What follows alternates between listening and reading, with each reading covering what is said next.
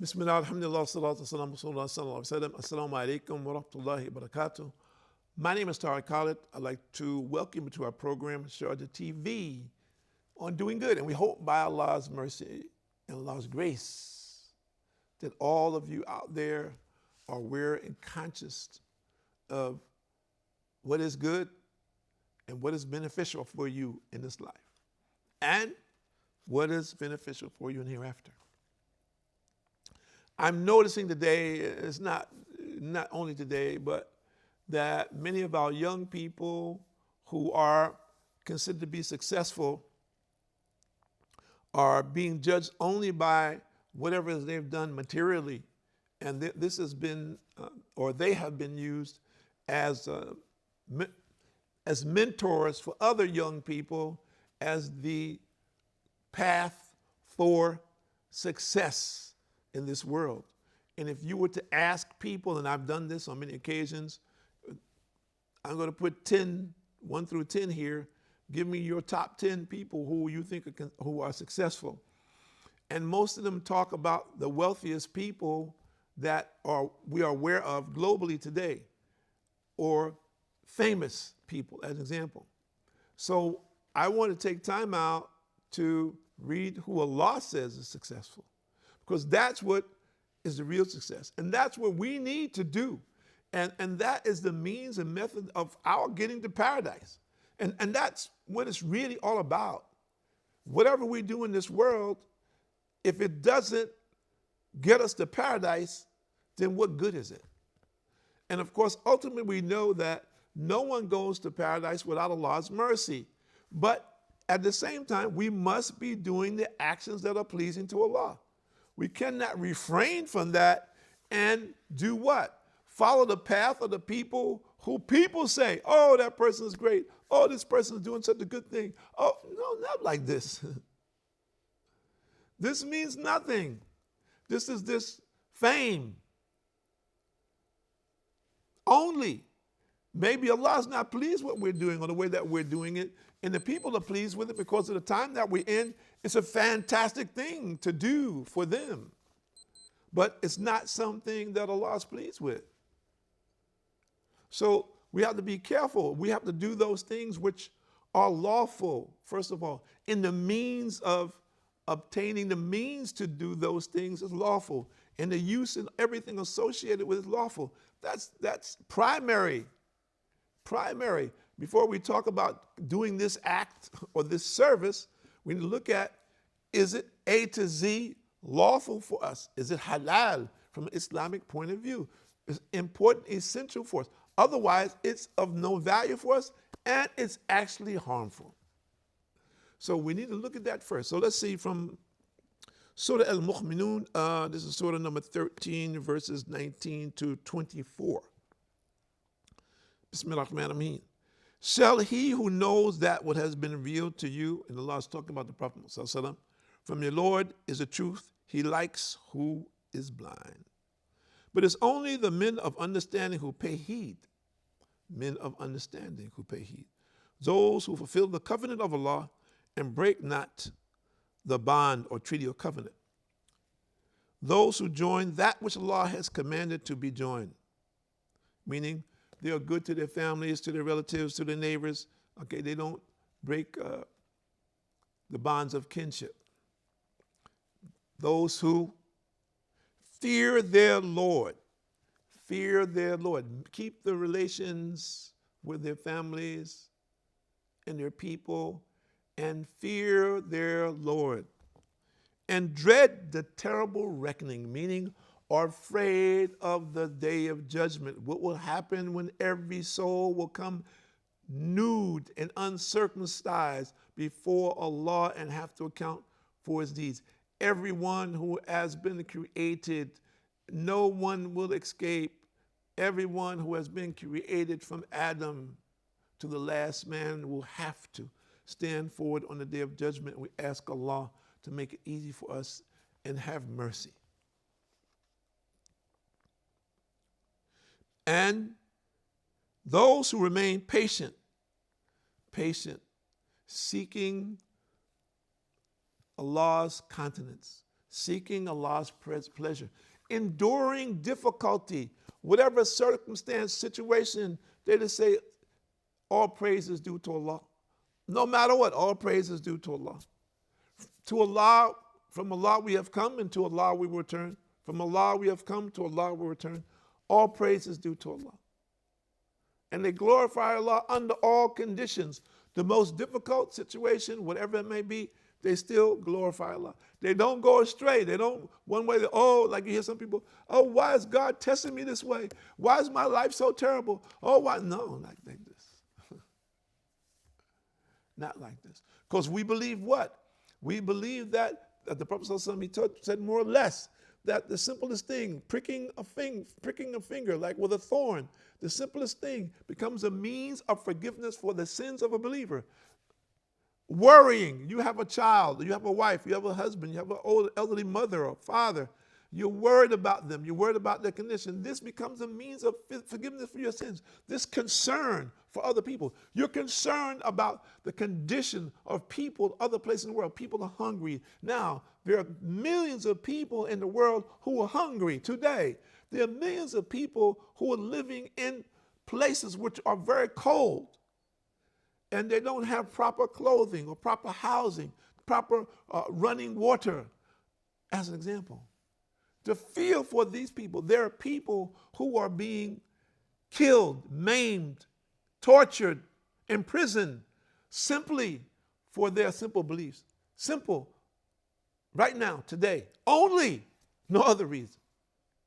As an example. So we should have concern for these people and pray for them and their condition, that Allah rectify their condition and protect them from whatever it is that may be harmful for them. And perform prayer and spend out of that which we have bestowed on them, secretly and openly. Giving charity, not for people can say, he's such a great philanthropist. Not praying so people can say, that brother, he prays so much, he prays so long, he is so deep in his relationship with Allah that he doesn't hear or say anything. No, we're not doing it for show. We're doing because we believe. And we know ultimately our return is with Allah, and we have to account.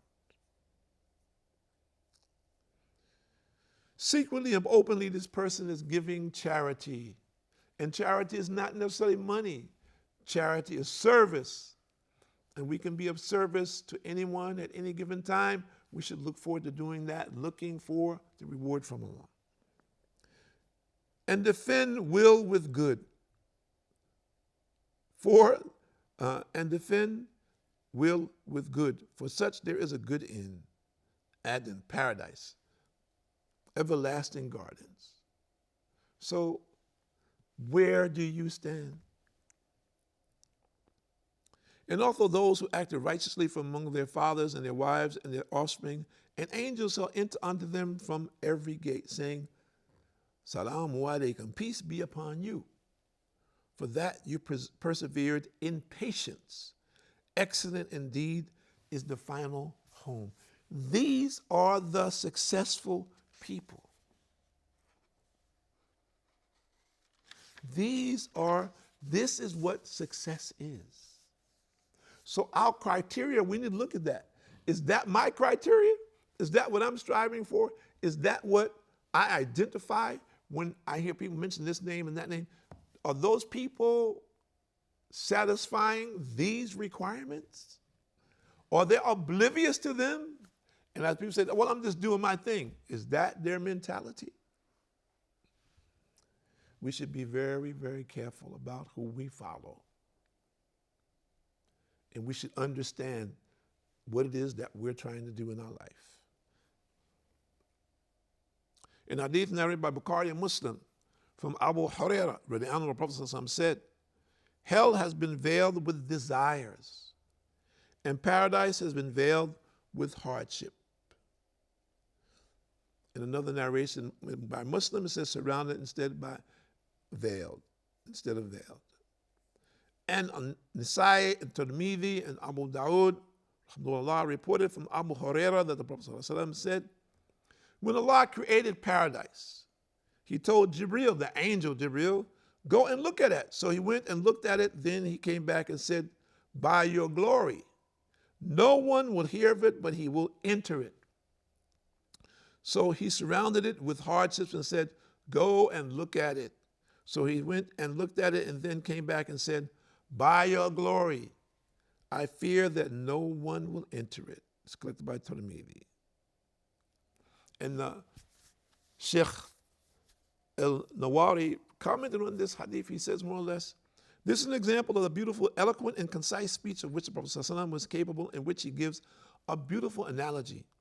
It means that nothing will help you to reach paradise except going through hardships, and nothing will lead you to hell but whims and desires.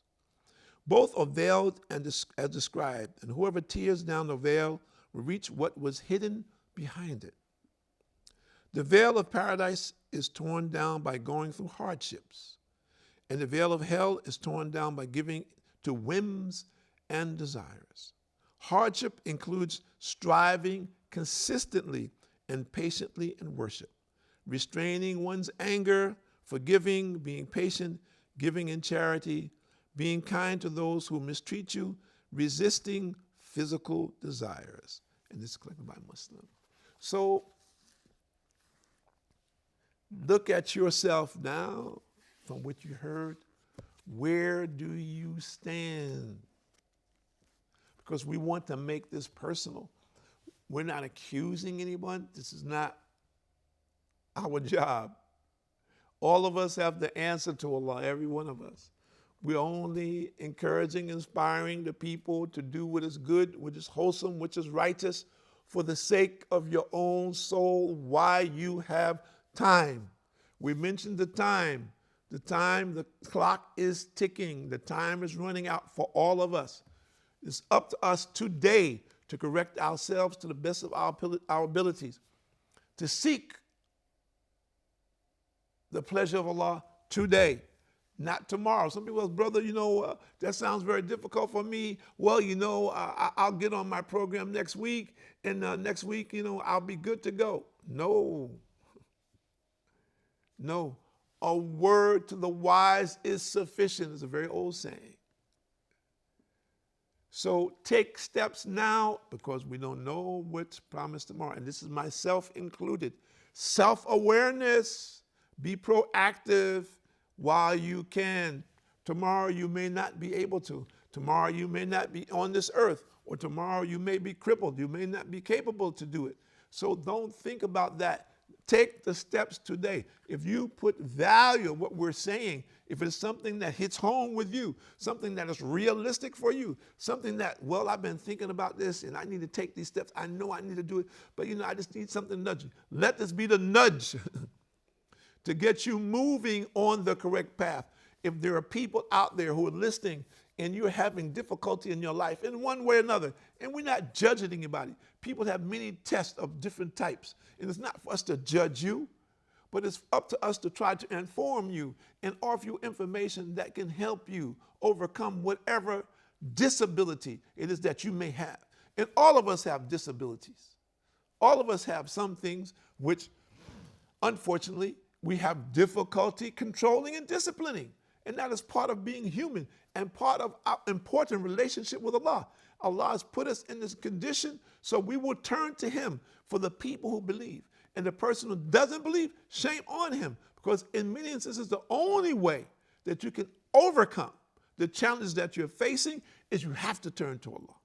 And you have to look at it from this perspective. Allah has put you in this condition to test you, to see if you're going to turn to Allah or you're going to keep thinking, well, I can do this, and you cannot. The people says, here's steps. You take these 5 steps, you can overcome any obstacle. Not true. It's not true. Person says, well, I did it, brother. I'm a testimony of faith. Yes, that may very well be the case. You did do the steps and you overcame. But that doesn't mean that everyone's going to be able to do that. And you know that because they follow those steps right to the letter and they will not be able to do it. Why? Why? Because Allah has made it easy for you and and hasn't made it easy for them. And Allah wants them to turn to Him and realize that everything is possible by Allah's permission. Everything is possible if Allah wills it to be. So Allah wants people to realize that and recognize that for the sake of their own salvation, because there are many people, they're very far away from their belief in Allah. So Allah puts them in conditions to show them situations that you can't do this. You think you're so great, you couldn't do this. You couldn't do it. Pray to Allah and Allah manifests it for you in a split second. So Allah does this with people to make them recognize who is for the sake of their own souls. You don't have to do it. But for the sake of their own souls, that they can return to Allah in good condition, that they themselves will not be among those who falter and become what? Slaves of their desires. So what? They're downtrodden. They're smited down. And this, of course, is the basis of our message. We want everyone out there to hear the message, to have the opportunity to take advantage of it, to help and assist them if they want to do that in any form or fashion that we can, so as many people as possible can be saved from the fire of hell. It is not a joke. It is not something that people think, well, we're just going to be down there partying with our friends. No, this is false. This is all fiction. It's fictitious. This is all influence from Satan to have the people led astray, to make them think, well, we're just going to be down there partying. We party anyway, so this is our crew. These are guys who are going to be with all our friends, the guys who have passed away, and the guys who come after us, and it's going to be one big party. No way. No way. This is rubbish. This is foolishness. Do not be deceived. There are many deceivers out there in many sizes, shapes, and forms, male and female, who are purposely deceiving people, leading them very, very far away from the path of Allah. Do not believe them. They are liars. They are slanderers. Do not believe them. Hold fast to the rope of Allah. Turn to Allah under all and every condition.